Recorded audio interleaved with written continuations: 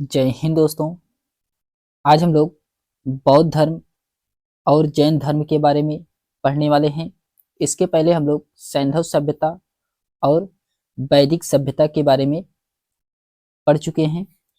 आज chapter number 3 को देखने वाले हैं, बौद्ध धर्म एवं जैन धर्म, जो कि ये सभी प्रतियोगी परीक्षाओं के लिए बहुत ही महत्वपूर्ण है। अगर ये वीडियो आपको पसंद आए तो लाइक शेयर सब्सक्राइब चैनल को अवश्य करिए। तो चलिए हम लोग देखते हैं इसमें गौतम बुद्ध का जन्म कब हुआ था। तो 563 ईसा पूर्व में गौतम बुद्ध का जन्म हुआ था। गौतम बुद्ध का जन्म स्थल क्या है? तो लुम्बिनी, ये जो कि गौतम बुद्ध का जन्म स्थल है। वह आध्यात्म बौद्ध साहित्य जो बुद्ध के चरित्र, विभिन्न जन्मों के कथाओं के विषय में कहा गया है, तो ये जातक में कहा गया है। फिर उसके बाद आता है कि त्रिपिटक धर्म ग्रंथ है, तो ये बौद्धों का त्रिपिटक धर्म ग्रंथ है। बुद्ध ने किस स्थान पर महापरिनिर्वाण यानी कि मृत्यु प्राप्त किया था? ये कुशीनगर में प्राप्त किए थे। भारत में सबसे प्राचीन बिहार कौन सा है? तो नालंदा बिहार, ये जो कि भारत में सबसे प्राचीन बिहार माना जाता है। फिर उसके बाद आता है कि बुद्ध की मृत्यु के बाद प्रथम बौद्ध संगीति का अध्यक्षता किसने की थी? ये महाकश्यप के द्वारा किया गया था। नागार्जुन कौन थे? तो बौद्ध दार्शनिक थे नागार्जुन। फिर उसके बाद आता है कि किस नगर में प्रथम बौद्ध संगीति या सभा आयोजित की गई थी? ये राजगृह में किया गया था। अष्टांगिक मार्ग की संकल्पना का अंग है, तो धर्म चक्र प्रवर्तन सूत्र के विषय वस्तु का जो कि ये अष्टांगिक मार्ग की संकल्पना है। फिर उसके बाद आता है दोस्तों कि मलिंद पन्हो राजा मलिंद और किस बौद्ध भिक्षु के मध्य संवाद के रूप में है? तो ये नागसेन के और राजा मलिंद के बीच संवाद है। महायान बौद्ध धर्म में बोधिसत्व अवलोकेश्वर को किस अंग से जाना जाता है? तो ये पद्यपाणि के नाम से जाना जाता है।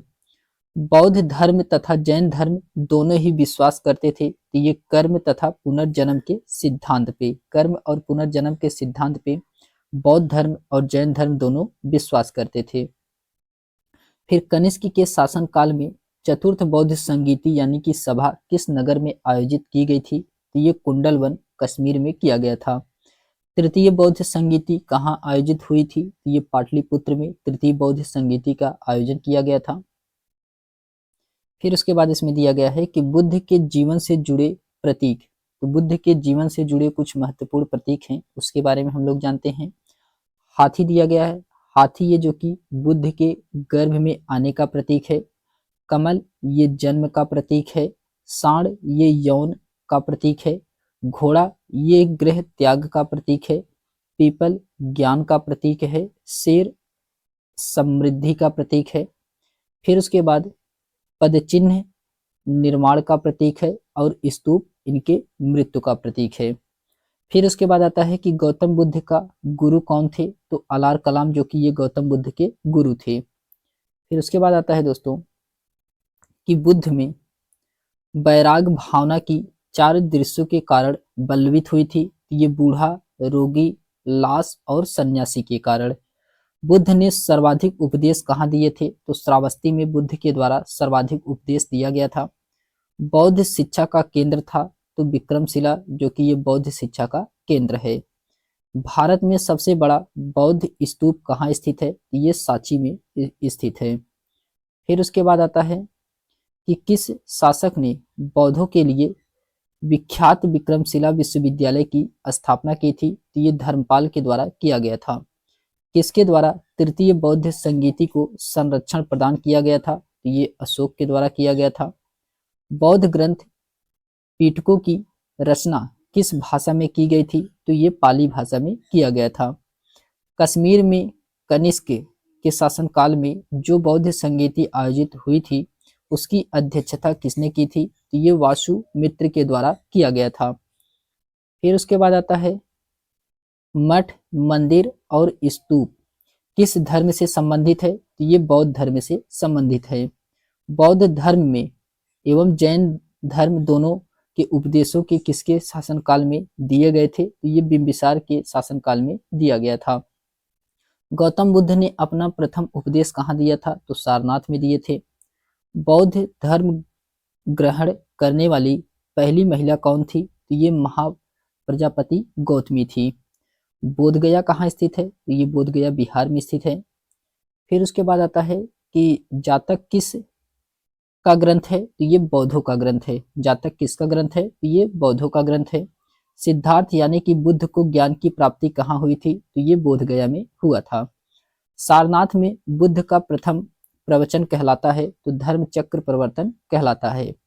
बौद्ध धर्म में समाज के किन वर्गों पर महत्वपूर्ण प्रभाव डाला है? तो महिला और शूद्रों को। बुद्ध के गृह त्याग का प्रतीक क्या है? तो घोड़ा, ये जो कि बुद्ध के गृह त्याग का प्रतीक माना जाता है। फिर उसके बाद आता है कि गौतम बुद्ध द्वारा भिक्षुणी संघ की स्थापना कहाँ की गई थी? ये कपिल वस्तु में किया गया था। सर्वप्रथम शून्यवाद यानी कि शून्यता का सिद्धांत का प्रतिपादन करने वाले बौद्ध दार्शनिक का नाम क्या है? तो नागा अर्जुन है। किस शासक के शासनकाल में नेपाल में बौद्ध धर्म का गमन हुआ? तो ये अशोक के शासनकाल में हुआ था। फिर उसके बाद आता है दोस्तों कि सांची क्यों विख्यात है? तो सबसे बड़ा बौद्ध स्तूप के कारण सांची विख्यात है। किस भाषा का ज्यादा प्रयोग बौद्धवाद के प्रचार के लिए किया गया था? ये पाली भाषा का प्रयोग किया गया था इसमें। फिर उसके बाद आता है स्वामी महावीर का जन्म कहाँ हुआ था? तो ये कुंडल ग्राम में हुआ था। महावीर स्वामी का जन्म। किसे एशिया की रोशनी, लाइट ऑफ एशिया कहा जाता है? तो ये गौतम बुद्ध को लाइट ऑफ एशिया के नाम से जाने जाते हैं। फिर उसके बाद आता है दोस्तों कि बुद्ध के जीवन की किस घटना को महाभिनिष्क्रमण के रूप में जाना जाता है? तो ये उनका गृह त्याग के कारण ये महाभिनिष्क्रमण कहा जाता है, जो कि ये बहुत इंपॉर्टेंट है, कई बार ये एग्जाम में पूछा गया है। गौतम बुद्ध की माँ किस वंश से संबंधित थी? तो ये कोकलीय वंश से संबंधित थी। किस राजा के एक अभिलेख से सूचना मिलती है कि शाक्य मुनि बुद्ध का जन्म लुम्बिनी में हुआ था? ये अशोक का मिलता है। फिर उसके बाद आता है दोस्तों, इसमें दिया गया है कि मौर्य वंशीय शासक अशोक के रुमनदेही अभिलेख से सूचना मिलती है कि शाक्य मुनि बुद्ध का जन्म लुम्बिनी में हुआ था। इस अभिलेख में लुम्बिनी को बुद्ध का जन्म स्थल होने के कारण इसे कर छूट प्रदान करने की घोषणा किया गया था। महात्मा बुद्ध ने अपना पहला धर्म चक्र प्रवर्तन किस स्थान पे दिया था? तो ये सारनाथ में दिए थे। फिर उसके बाद आता है कि गौतम बुद्ध ने ज्ञान प्राप्ति के बाद सबसे पहले सारनाथ यानी कि वाराणसी के निकट 5 ब्राह्मणों सन्यासियों को पहला उपदेश दिया था। इसमें प्रथम उपदेश को धर्म चक्र प्रवर्तन के नाम से जाना जाता है, जो कि ये भी इंपॉर्टेंट है। बुद्ध के सर्वाधिक उपदेश दिए गए श्रावस्ती में दिए गए थे। बुद्ध के सर्वाधिक उपदेश। महावीर का जन्म किस क्षत्रिय गोत्र में हुआ था? तो ये जात्रिक क्षत्रिय गोत्र में हुआ था। महावीर की माता कौन थी? तो त्रिशला थी महावीर माता। फिर उसके बाद महावीर का मूल नाम क्या था? तो वर्धमान, जो कि महावीर का मूल नाम था। महावीर की मृत्यु कहाँ हुई थी? तो पावापुरी में हुआ था। ज्ञानियों के पहले तीर्थंकर कौन थे? तो ऋषभदेव थे। जैन परंपरा के अनुसार जैन धर्म में कुल कितने तीर्थंकर हुए थे? तो 24 हुए थे। जैन परंपरा के अनुसार महावीर कौन से तीर्थंकर थे? तो ये 24वें तीर्थंकर थे। फिर उसके बाद आता है कि जैन दर्शन के अनुसार सृष्टि की रचना एवं पालन पोषण सार्वभौमिक सत्यता से हुआ है। जैन समुदाय में प्रथम विभाजन श्वेतांबर संप्रदाय के संस्थापक थे, तो ये स्थूलभद्र थे। फिर उसके बाद आता है दोस्तों कि जैन तीर्थंकर पार्श्वनाथ द्वारा प्रतिपादित 4 महाव्रतों में महावीर स्वामी ने 5वें महाव्रत के रूप में क्या जोड़ा था? तो ब्रह्मचर्य जोड़े थे। फिर उसके बाद आता है कि भगवान महावीर का प्रथम शिष्य कौन था? तो जमाली, ये जो कि भगवान महावीर का प्रथम शिष्य था। त्रिरत्न सिद्धांत साम्यक साधारण, साम्यक चरित्र, साम्यक ज्ञान और जिस धर्म की महिमा है वह है जैन धर्म। दिलवाड़ा के जैन मंदिरों का निर्माण किसने करवाया था? तो ये चालुक्यों के सोलंकियों ने करवाया था। स्यादवाद सिद्धांत है तो ये जैन धर्म का है। स्यादवाद सिद्धांत किसका है? तो जैन धर्म का है स्यादवाद सिद्धांत। फिर उसके बाद आता है कौन सबसे पूर्वकालिक जैन ग्रंथ कहलाता है? तो ये 14 पूर्व, ये जो कि सबसे पूर्वकालिक जैन ग्रंथ कहलाता है। जैन साहित्य को कहा जाता है तो आगम कहा जाता है जैन साहित्य को। जैन ग्रंथ कल्पसूत्र के रचयिता हैं तो भाद्र बाहु हैं। अनेकांत किसका क्रोड यानी कि केंद्रीय सिद्धांत एवं दर्शन है? तो ये जैन मत का। फिर उसके बाद आता है कि महाधार्मिक घटना महामस्तकाभिषेक किसके संबंधित, ये किसके लिए की जाती है? तो बाहुबली के लिए किया जाता है। प्रथम जैन सभा का आयोजन कहाँ हुआ था? तो ये पाटलिपुत्र में हुआ था। द्वितीय जैन सभा का आयोजन कहाँ हुआ था? तो ये वल्लभी में हुआ था। जैन साहित्य का संकलन किस भाषा व लिपि में है? तो ये प्राकृत व अर्धमगधी भाषा और लिपि में है।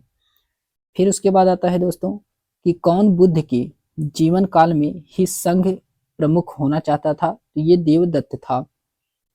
हेलियोडोरस का बेसनगर अभिलेख संदर्भित करता है तो केवल वासुदेव से। अजीवक संप्रदाय के संस्थापक कौन थे? तो मखली गोसाल थे अजीवक संप्रदाय के संस्थापक। भागवत संप्रदाय के यानी कि विकास में किसका योगदान अत्यधिक था? ये हिंदू यूनानी का था, हिंद यूनानी का था। फिर उसके बाद आता है दोस्तों कि वासुदेव कृष्ण की पूजा सर्वप्रथम किसने प्रारंभ की थी? तो ये 7 तत्वों के द्वारा किया गया था। प्राचीनतम विश्वविद्यालय कौन सा था? तो नालंदा विश्वविद्यालय, ये जो कि सबसे प्राचीन विश्वविद्यालय माना जाता है। फिर उसके बाद आता है दोस्तों चैप्टर नंबर 4 है महाजनपद काल। तो महाजनपद काल को हम लोग नेक्स्ट वीडियो में देखेंगे। तो आज के लिए बस इतना ही दोस्तों। अगर ये वीडियो आपको पसंद आई हो तो लाइक शेयर सब्सक्राइब चैनल को अवश्य करें। तब तक के लिए धन्यवाद।